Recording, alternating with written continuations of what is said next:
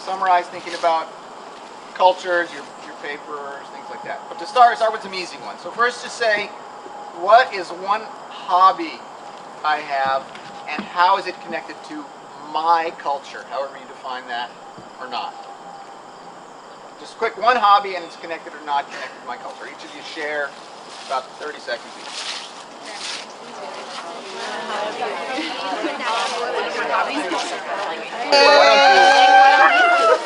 Oh, so I go to the outside? No. What if Here. Are you allowed to be in the Yeah, I can get it. If you go in the middle. All right, I'm going to go and I'm going to make myself participate. Tell them to get Okay. Okay.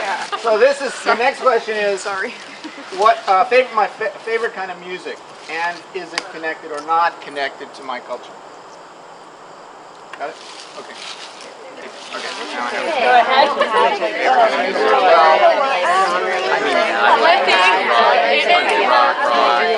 I played it last night. Got it. Yeah. I don't know. I'm really good too.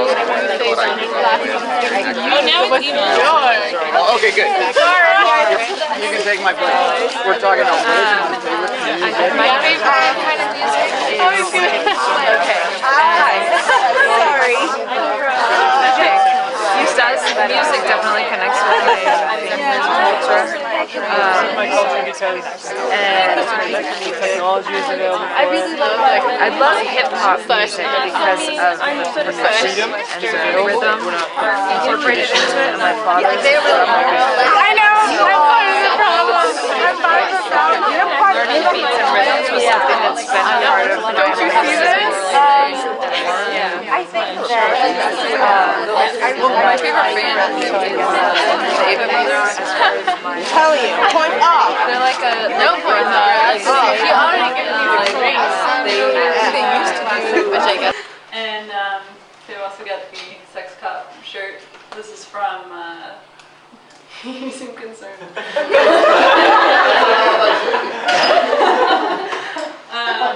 It's from the 2007. I brought my tattoos.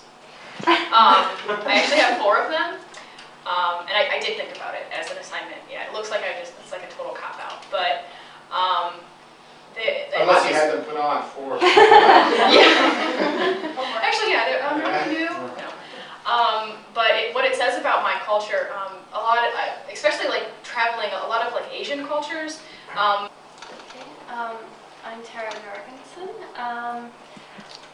I brought a book as a symbol, the best one that I could think of my identity as an introvert, and how it's a conflict because North American societies, US and Canada, are very extroverted, and I feel like we're a very misunderstood minority, and this sort of represents how I cope with living. For myself, I have a box that I keep with me. It's an old bread box, and I keep a lot of things in there, from trinkets to I found old ticket stubs to games I went with my grandfather to the Red Sox. So I found a lot of stuff, and there was not a lot in there that represented a lot of conflict for me. There was a lot of good memories that I keep in the box. I probably throw out all the ones that are conflict related. But I realized I actually found my old bracelets. So I always wear one of these bracelets, It's an old sailor's bracelet. So in 1800s, sailors would wear one while they were away, and as it gets wet, it shrinks. Anybody else today? Yeah, let me just come in. I was trying to find a unique symbol to really represent one major component of our own cultural heritage. This is, I'm going to use a sheet.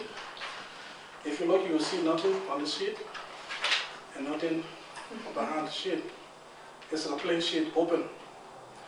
In our own culture, we don't believe in secrets, so we don't have secret societies. It will interest you that of the 16 different subcultural groups in our country, we are the only group that don't have secret societies. So if we live in other community, it's always a conflict because people want to force us into their own cultural setting, which always create a conflict. conflict. And we live our life like that. So everyone we win. And people seem not to, I won't say trust, but they get afraid to really confide in us because they believe that I mean for us.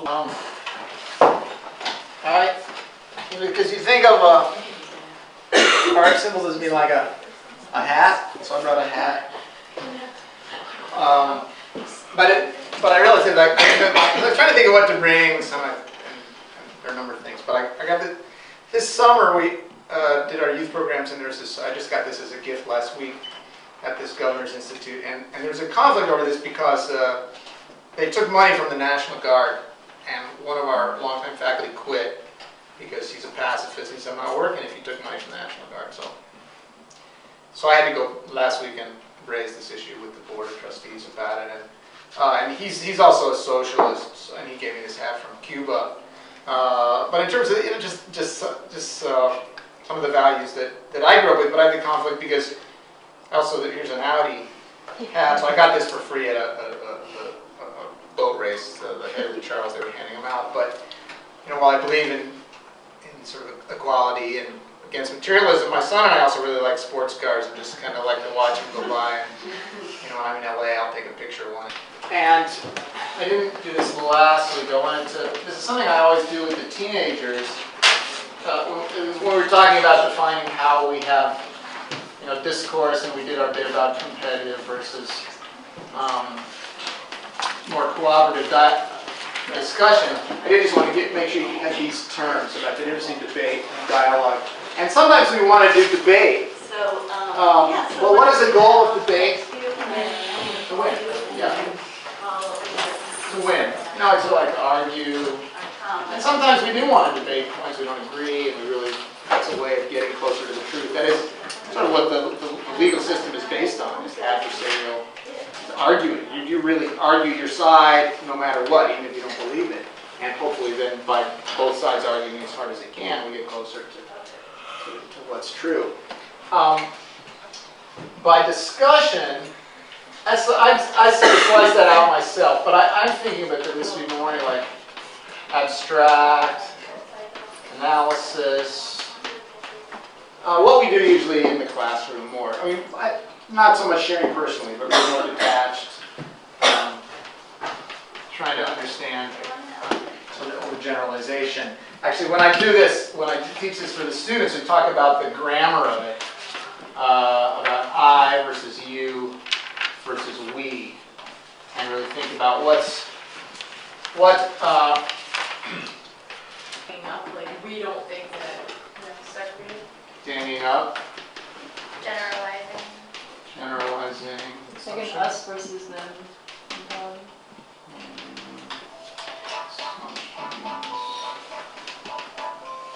Us versus them. Right, to create that division. And often it's that ganging up in sort of like a false authority. Well, we all, and you get that a lot. We say and we're not necessarily speaking for our entire group. We're really speaking for ourselves, but we'll say, well, we, S.I.T. students, we think this, but can we really speak for S.I.T. students? But we do that because it gives us more authority, more strength, and we may be overgeneralizing. So, good. So just as we go into starting to talk about articles, at least we can have that awareness. Well, are we dialoguing? Are we giving our personal experience? Are we being abstract? Are we getting into debate? We'll decide, but at least we'd be good to be aware of it. Okay, so this is probably a good place to stop, but so I don't forget when the class gets later, I'll put up the questions. I know at least Jessica did questions for today. Anybody else? I did. And also Tara, so are they up on the? They're on the Moodle. They're on the Moodle, so okay, so I'll put that up and we can look at them. And then just so I don't forget, does somebody want to do next week chapter 1 and somebody chapter 2 for the readings to do some discussion questions? A couple volunteers. For which one? It's the textbook that Jesse and somebody. It's chapter 1 and chapter 2 is the assignment. I'll do chapter 1. And